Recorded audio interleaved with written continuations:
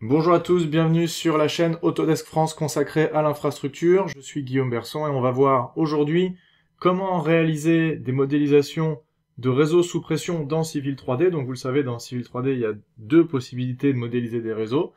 Les premiers outils sont les réseaux gravitaires et les deuxièmes outils sont les réseaux sous pression. On va voir aujourd'hui les réseaux sous pression. Alors il y a certains éléments, notamment la première chose qu'on va voir, c'est comment créer des listes de composants.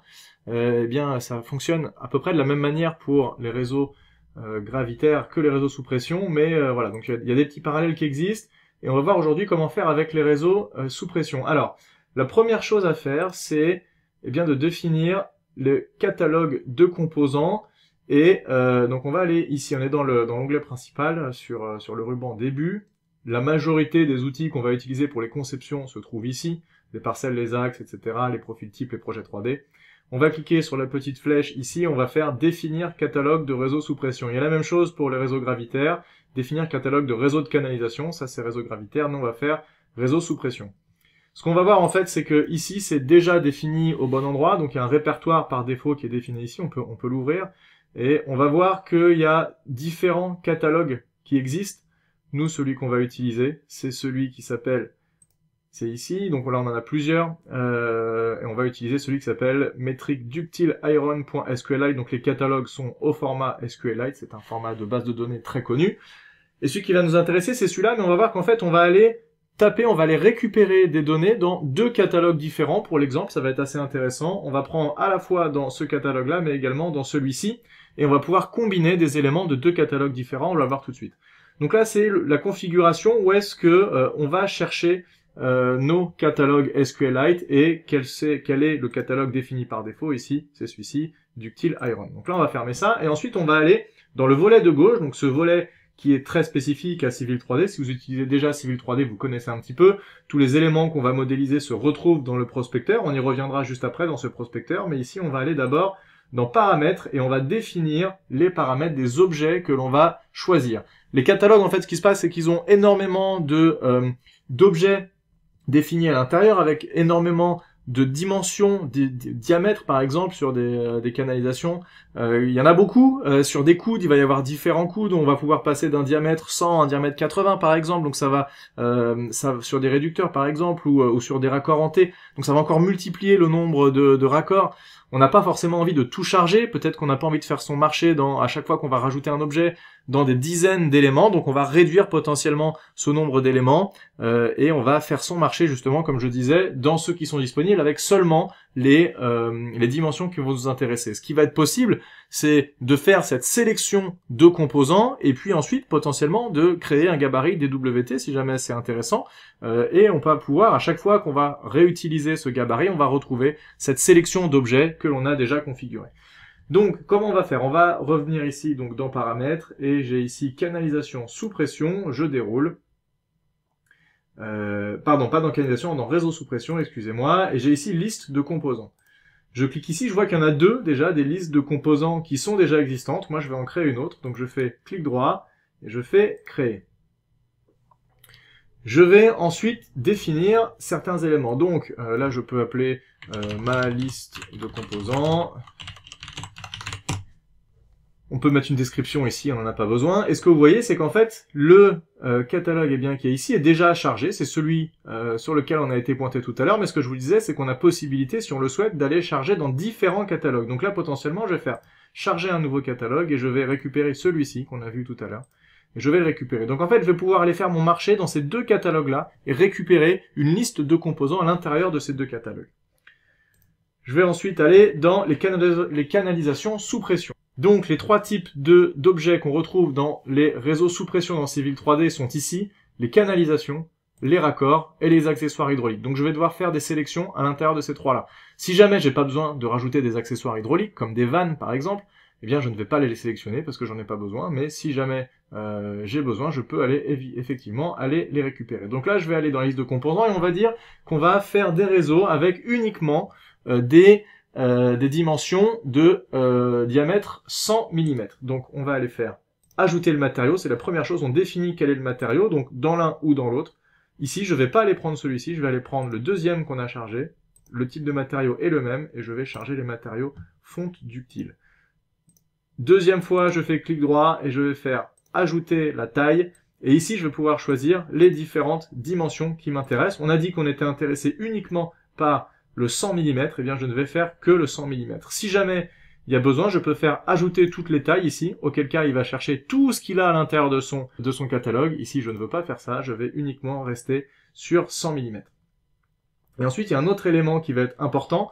On le verra dans une autre vidéo un tout petit peu plus loin, notamment sur la modification des altimétries avec une vue en profil en long. C'est la longueur de coupe, en fait, c'est quelle est la longueur d'un composant de canalisation. Est-ce que c'est, là ici par défaut c'est 5,50 m, on peut potentiellement changer, on peut dire que c'est 6 mètres. Donc ici je définis qu'un élément est composé à chaque fois de tronçons de 6 mètres que je vais accoler les uns derrière les autres. Je dis OK, et vous voyez que je peux également, ici si je déroule, par défaut il me définit d'autres éléments comme le style. Alors ça, on va pas en parler ici, mais on va pouvoir aller très loin dans la personnalisation des styles, donc je vais rester sur le style standard, je vais pas le modifier. Matériau de rendu, quel va être le matériau qui va être appliqué quand je vais exporter mon objet en 3D sur des rendus réalistes potentiellement de mon réseau. Et également des coûts. Je vais pouvoir calculer des coûts en fonction des objets que j'aurai positionnés. On va pas le faire ici non plus, mais on va pouvoir très vite calculer le coût de mon projet en fonction de tous les éléments que j'aurai positionnés si j'ai correctement défini ce catalogue de coûts. Je vais ensuite dans les raccords et je vais faire la même chose. Je vais faire ajouter le type, et là vous voyez qu'on a différents types d'éléments. On a un petit aperçu ici qui nous montre les éléments. On va pouvoir faire, donc là on va aller récupérer, donc tout à l'heure on a récupéré dans ce catalogue-là, on va récupérer cette fois-ci dans le premier, et c'est là où on va combiner des éléments de deux catalogues différents.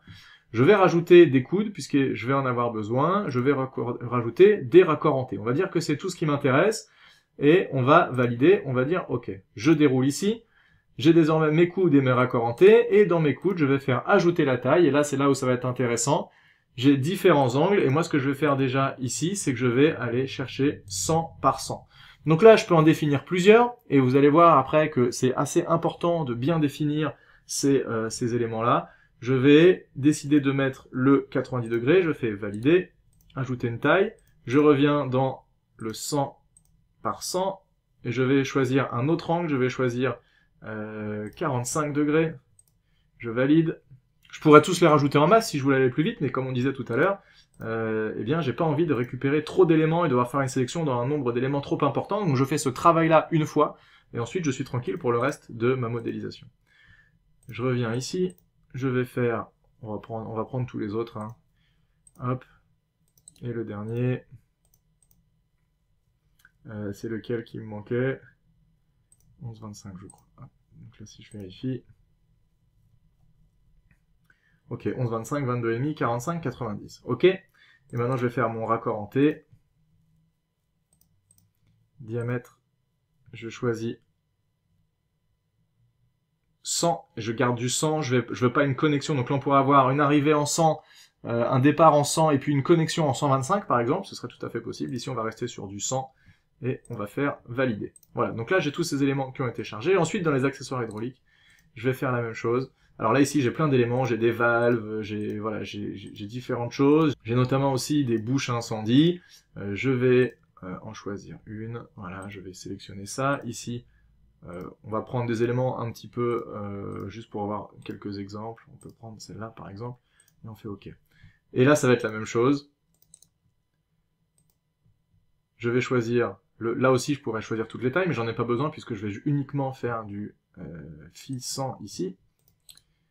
Idem pour ça, je vais faire 100 par 100, ajouter une taille, 100 par 100, ok, voilà. Donc là j'ai correctement défini l'intégralité de mes éléments, vous voyez qu'en fait j'ai parmi une sélection qui potentiellement pouvait être énorme, et auquel cas j'aurais eu besoin vraiment de faire attention aux éléments que je sélectionnais et de pas prendre n'importe lequel. Là en fait, en faisant ce travail préalable et en allant faire mon marché dans ces catalogues, eh bien je sélectionne uniquement les éléments qui m'intéressent.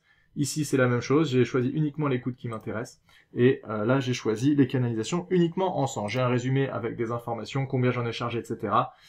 Et je vais pouvoir faire appliquer. Vous voyez que là il y a une chose qui a changé, c'est que eh bien je ne peux plus décharger ces catalogues, puisque comme je vais taper dans ces catalogues et récupérer des éléments qui sont à l'intérieur de ces catalogues, je ne peux pas décider de les charger. Il y a un petit cadenas qui m'indique qu'ils sont en cours d'utilisation et que j'ai récupéré certains éléments de ces catalogues.